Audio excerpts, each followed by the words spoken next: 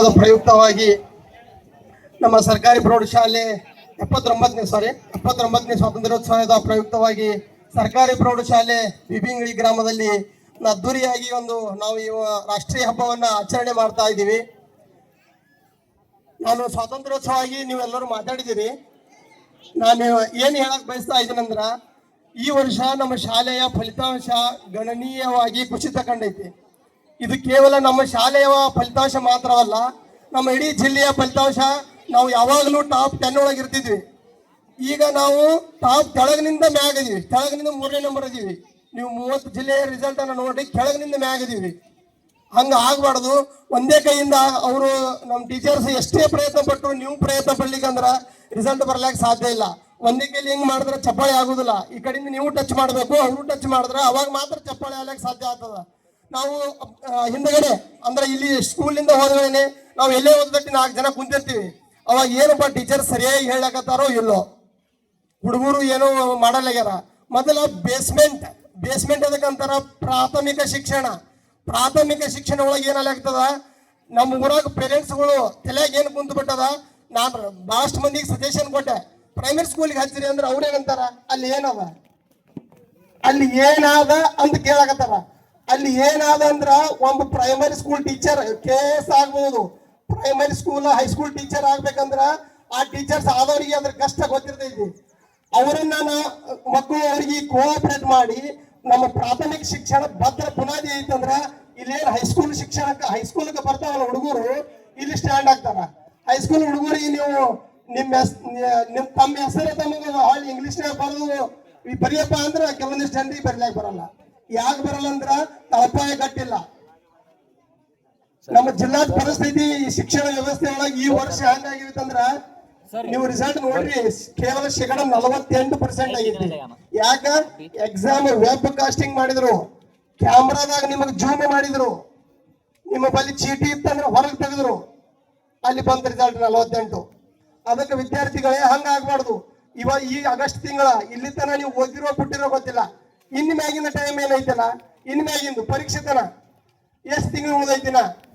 Daily ನಿಮಗೆ ಒಂದೇ ತಾಸ ಅಲ್ಲಿ ಸ್ವಾತಂತ್ರ್ಯ ಸಿಕ್ಕಿ 79 ವರ್ಷ ಆಗ್ಯದ. ಆದ್ರೆ ನೀವೇನ್ ಮಾಡಾಕಿದ್ರಿ ಹೋಗ್ತದನು, ಇಲ್ಲಿ ಸಾಲಿಂದ ಹೋಗಿಂದ ಮೊಬೈಲ್ ತಗೊಳುದು, ಇನ್ಸ್ಟಾಗ್ರಾಮ್ ರೀಲ್ಸ್ ಸರ್ಸು 9 ಆದ್ರೂ ಮನೆಯಾಗ ಊಟ ಕರಿತಿರ್ತಾರೆ, ಮತ್ತೆ ಸರಿತಿರ್ತ ಫೋನ್ ಹಂಗೆ ಚಾರ್ಜ್ ಸ್ವಿಚ್ ಆಫ್ ಆಗಿ ಮೊಬೈಲ್ ಬಿಡ್ತೀರಿ ನೀವು. ಅದಕ್ಕ ವಿದ್ಯಾರ್ಥಿಗಳೇ ಸಮಯನ ವ್ಯರ್ಥ ಮಾಡ್ಬೇಡ್ರಿ. ಯಾಕಂದ್ರ ಹೊಳ್ಳಿ ಸಮಯ ಮತ್ತೆ ಬರಂಗಿಲ್ಲ. ಶ್ರಮವು ನಿನ್ನದೇ, ಸಮಯವೂ ನಿನ್ನದೇ. ನಿಮ್ಮಲ್ಲಿ ಸಾಧಿಸುವ ಸಂಕಲ್ಪ ಇತ್ತಂದ್ರ ಅದಕ್ಕ ಸಿಗುವ ಪ್ರತಿಫಲ ಕೂಡ ನಿಮ್ಮದೇ ಆಗಿರ್ತದೆ.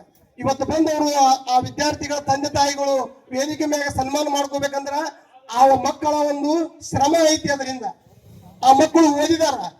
ಇಂಥ ಒಂದು ಕಠಿಣ ಪರೀಕ್ಷೆಯಲ್ಲಿ 94% ಮಾಡ್ಯಾರಂದ್ರ ಸಪೋಸ್ ಅವರಿಗೆ ಅಲ್ಲಿ ಏನ್ರ ಸ್ವಲ್ಪ ಯಾರ ಟೀಚರ್ ಸಹಾಯ ಮಾಡಿದ್ರ ಅಂದ್ರ ನಮ್ಮ ಶಾಲೆ 99 ಯಾಕ 100ಕ್ಕೆ 100 ಮಾಡ್ತಿದ್ರು. ಅವ್ರು ಬಹಳ ಕಷ್ಟಪಟ್ಟು ಓದಿ ಅವ್ರು ಮಾಡಿದಾರ. ಅದಕ್ಕೆ ನೀವೇನು ಸದ್ಯ ಇಲ್ಲಿ ಗೊತ್ತಿರಲ್ಲ, ನಿಮ್ಮ ತಂದೆ ತಾಯಿ ಇಲ್ಲಿ ಮ್ಯಾಗ ಬಂದು ಸನ್ಮಾನ ಮಾಡ್ಕೊಳ್ಳೋದು ನಿಮ್ ಕೈ ಆಗ. ಅವ್ರಿಗೆ ಹ್ಯಾಂಗ ಸನ್ಮಾನ ಮಾಡ್ಕೋಬೇಕಂತೇಳಿ ನೀವು ಈಗಿನಿಂದಲೇ ಶುರು ಮಾಡಿದ್ರಂದ್ರ ಅದು ಆ ಗಳಿಗೆನ ನೀವು ಮುಂದಿನ ವರ್ಷ ಆಗಸ್ಟ್ 15 ನೀವು ನೋಡ್ಬೋದು. ಇದು ತಲೆಯಾಗಿ ಇಟ್ಕೋರಿ. ಇನ್ನೊಂದು ಎರಡನೇದೇನಂದ್ರ, ಟೀಚರ್ಸ್ಗೆ ಬಹಳಷ್ಟು ಮಂದಿ ಏನ್ ಹೇಳಕತ್ತಾರಂದ್ರ, ಅವ್ರಿಗೆ ಪಾಠ ಅಂದ್ರೆ ಕರೆಕ್ಟ್ ಆಗಿ ತಗೊಳಕತ್ತಾರೋ ಇಲ್ಲಂತ ಹಿಂಗ್ ಬ್ಯಾಕ್ ಸೈಡ್ ಮಾತಾಡಕತ್ತಾರ. ಬ್ಯಾಕ್ ಸೈಡ್ ನಾವು ಅವ್ರ ಬಗ್ಗೆ ನಾವು ತಿಳ್ಕೊಳ್ಳಾರ್ದೆ ಮಾತಾಡ್ತೀವಲ್ಲ, ಅದು ನಮ್ಮ ತಪ್ಪು, ನಮ್ಮ ಅವಿವೇಕಿತನ. ಹ್ಯಾಂಗ ಅವಿವೇಕಿತನ ಅಂದ್ರ, ಬೆಂಗಳೂರೊಳಗೆ 35 ವರ್ಷದಿಂದ ಒಂದು ಸಣ್ಣ ಘಟನೆ ಹೇಳ್ತೀನಿ ನಿಮಗ. ಶಿಕ್ಷಣ ತಜ್ಞರ ಗುರುರಾಜ್ ಸರ್ ಗರಜ್ಗಿ ಅವರ ಒಂದು ನೀವು ಮಾತು ಕೇಳಿರ್ಬೋದು. ಶಿಕ್ಷಣ ತಜ್ಞರವರು ಬೆಂಗಳೂರೊಳಗೆ ಅವರು ಅಂಬಾಸಿಡರ್ ಕಾರ್ ಒಳಗೆ ಹೋಗ್ತಿರ್ತಾರ. ಒಬ್ಬರಿಗೆ ಅವ್ರ ಸಹಪಾಠಿಗೆ ಕರ್ಕೊಂಡು ಹೋಗ್ತಿರ್ತಾರ. ಒಂದು ಪ್ಲೇಸ್ದಾಗ ಅವ್ರಿಗೆ ಇಳಿಸ್ತಾರ.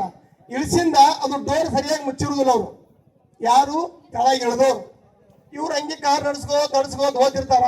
ಒಂದು ಕರ್ವಿಂಗ್ದಾಗ ಕಾರಿಂಗ್ ಹೊಲಿಸಿದ್ಗಳೇನೆ ಆ ಅಂಬಾಸಿಡರ್ ಕಾರಿಂದ ಡೋರ್ ಸೈಡ್ ಬರ್ತೈತಿ.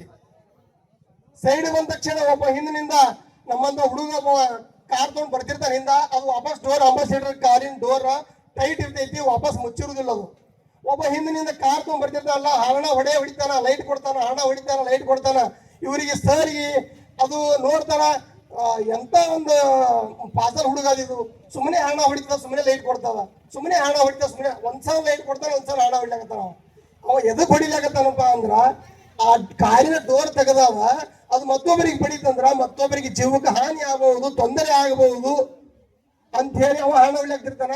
ಆದ್ರೂ ಹೋಗಪ್ಪ ನೀನು ಕೊಡ್ತಾಕ ಅಂತ ಹೇಳಿ ಅವ್ರ ಗಾಡಿ ಸೈಡ್ ಬಿಡ್ತಾರಲ್ಲ, ಸೈಡ್ ಬಿಟ್ಟಾಗ ಬಂದು ಬಾಜು ಹೇಳ್ತಾನ, ಸರ್ ನಿಮ್ ಗಾಡಿದು ಡೋರ್ ತೆಗದ್ರಿ, ಅದು ಮುಚ್ಕೋರಿ ಅಂತ ಹೇಳಿದಾಗ ಇವ್ರೇನು ನನ್ನ ಭಾವನೆ, ನಂದು ಭಾವನೆ, ಅವ್ರೇನಂದ್ರು ಸರ್ ನೋಡು ನಾ ಅವನಿಗೆ ಬೈದಿದ್ದೆ, ಅವ ಬುಡ ಅದನ ಪಾದಲ್ ಅದನ ಅಂತೇಳಿ ಅವನಿಗೆ ಬೈದಿದ್ದೆ ನಾನು.